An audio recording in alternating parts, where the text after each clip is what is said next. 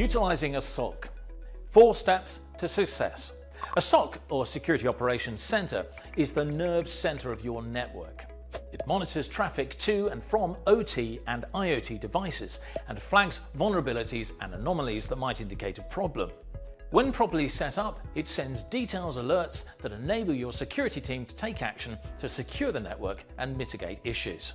Check out our other SOC video for a quick-fire review into what a SOC is and how it's used to protect OT and IoT networks.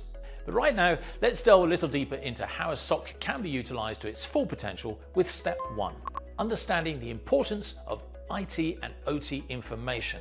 Both are important because threats can mitigate from IT to OT and vice versa. Operators of industrial and critical infrastructure are shifting away from segmented systems towards a coexistence of IT and OT devices within the same network. While this streamlines system management, it also introduces the risk of lateral infection. This makes incidents more complex to fix because the knowledge and skills of IT and OT security personnel can be quite different. With converged IT and OT systems, it's extremely important that the SOC team has a true understanding of the types of OT and IoT devices operating on the network, and also the issues that might arrive and how patches or mitigation techniques can be applied. Let's move on to step 2. Predictive maintenance. Downtime in industrial operations can cost millions of dollars per minute. So enabling your SOC to identify devices that are operating outside normal parameters can boost the team's value tenfold. Your SOC team can use its ability to see all the devices on your network to monitor their behavior for anomalies. Armed with accurate data and insights, issue diagnosis and response times accelerate. In the OT world, this can reduce damage to equipment and even mitigate injury in some cases. A SOC can detect and track changes that are imperceptible to humans. If a roller coaster is taking 12 seconds instead of 10 to come to a stop at the end of the track, ride operators may not notice. However, this 20% deviation in behavior is significant and could indicate a problem with a brake or other piece of equipment. A lack of insight into the change of performance could lead to the ride being shut down or even loss of life. But SOCs aren't just about technology. As we know, a SOC is only as good as the team that manages it. So step 3 is about personnel. Cross-training between IT and OT, along with the right mix of security skills and defined processes, is paramount. The SOC team needs to know in advance what to do when an incident occurs. Who do they contact?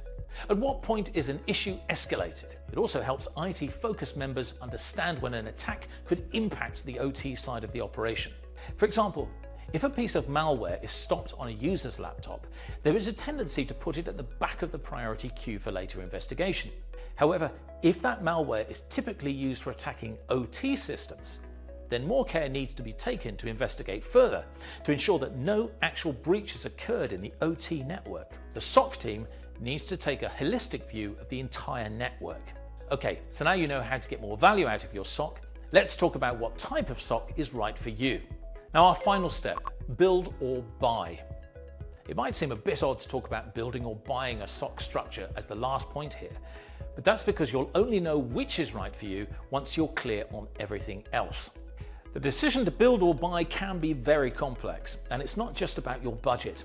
It's about defining your expectations and requirements. Before you know whether to build or buy, you need to fully understand your operational environment, what you need to monitor, what's mission critical, how you plan to respond to alerts, what in-house resources are available, and much more. If you do decide to outsource, you'll also need to make sure that your partner has the right skill sets and experience to handle security for OT networks.